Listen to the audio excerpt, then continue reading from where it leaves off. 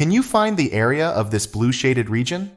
We are given this figure with the radius of each arc as 3 units. And our goal is to find the area of this blue shaded region. You can pause the video and take a moment to think about it, and when you are ready, you can come back to verify your answer.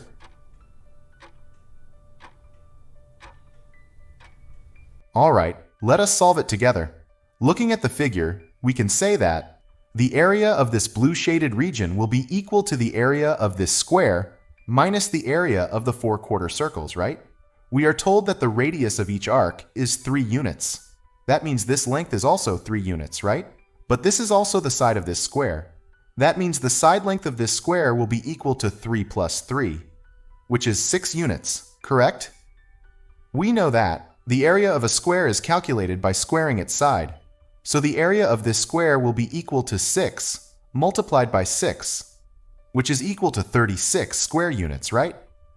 Again, the area of a quarter circle is given by the formula 1/4 times pi times radius squared. And we are told that the radius of this quarter circle is 3 units. So substituting radius equal to 3, we get the area of this arc is equal to 1/4 times pi times 3 squared.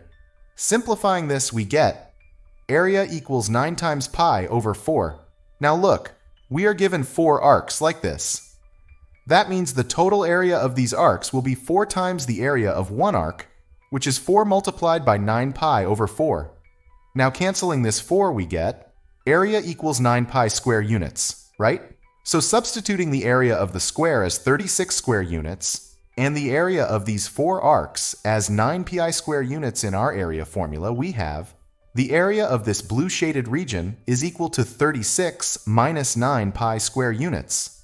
And if we take pi as 3.14, the decimal approximation becomes 36 minus 28.26, which equals 7.74 square units. And that is our final answer. Pretty neat, right? But wait, before you go, here is a bonus challenge. Can you find the area of this blue shaded region in terms of variable x instead of a specific number? Think it through and share your answer in the comments below. Let us see who can figure it out. If you enjoyed this explanation and learned something new, do not forget to like the video, share it with your friends, and subscribe for more fun, brain-teasing math questions. Thanks for watching, and I will see you in the next video.